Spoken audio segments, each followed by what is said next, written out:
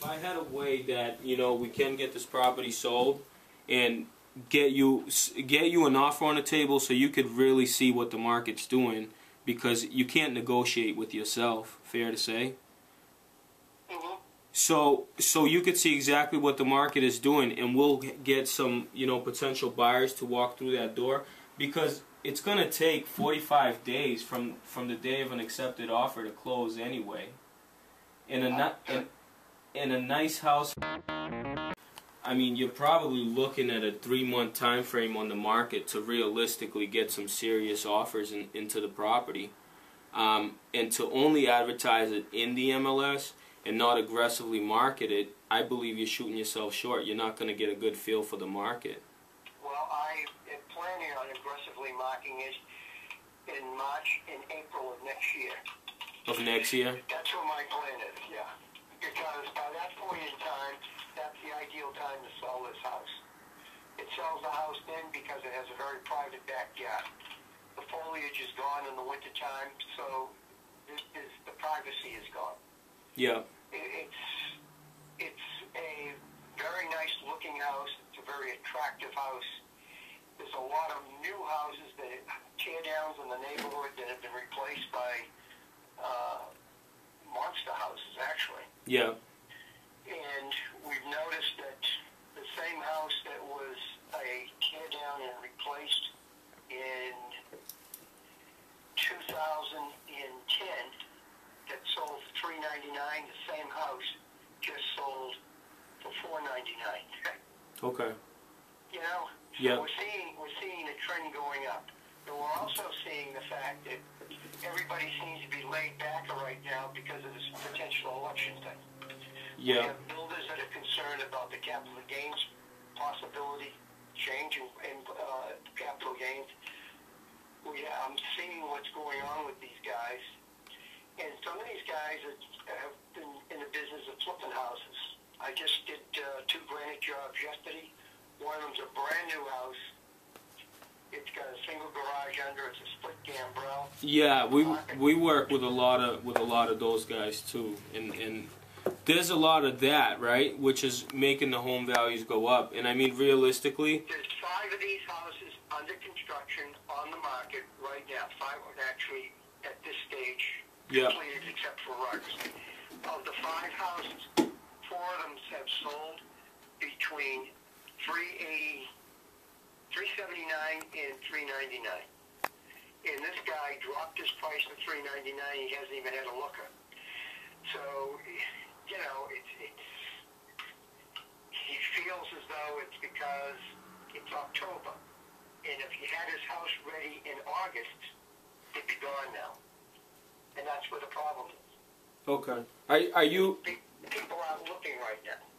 Because we got an election coming. A very important election. All right. Do you know when... Can I just explain a little fun fact that maybe you didn't realize before? Go ahead. Do you know the busiest month for the most closings in real estate is you know, in June, you know, summertime? Mm-hmm.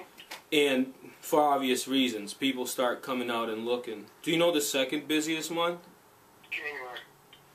Actually, you would think so. You would think that's when it would be. The second busiest month is at the end of the quarter. It's usually December.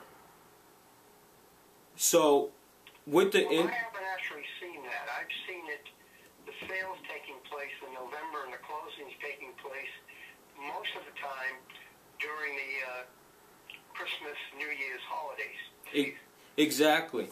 With the interest rates being so low, we have the most amounts of buyers, because if you bought a house in '84, your interest rate would have been 18%. Right now, with the interest rates being 3% and with the election coming up, we don't know what the interest rates are going to do after that. There's a ton of buyers that want to buy for the Christmas season, you know, for the holidays, and be moved in because it's cold. These are serious buyers. If I could bring those buyers to your front door, would it not make sense to at least meet with me and see, you know, how different my marketing plan is compared to everybody else? It probably would be if I was ready to do that. Okay. So you What I'm telling you is to keep in touch, and we can talk about it again, let's say in 2 or 3 weeks. 2 or 3 weeks? Okay, perfect. All right, so what I'll do in the meantime is I'll keep an eye out for a buyer anyway. And, you know... Right now we're in the middle of a cleanup. Yep. I think you sent us some papers, tell us what people were looking for. I believe you sent it to me. Yeah, was it the 90 Things report? Yeah. I did send that, yes. Yeah.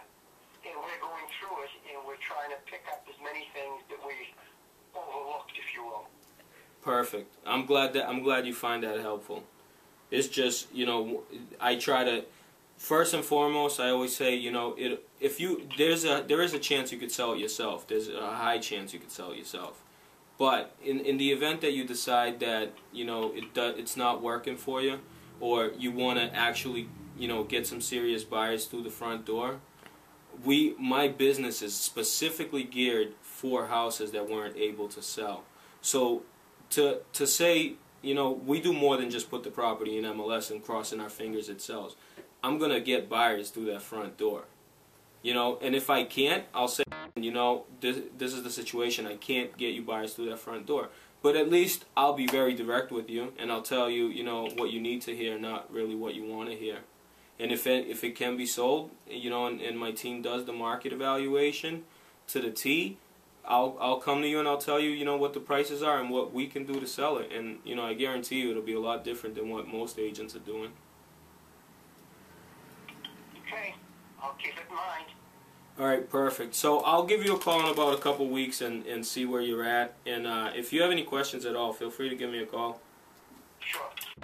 I'll talk to you soon. Goodbye. Bye-bye. Bam.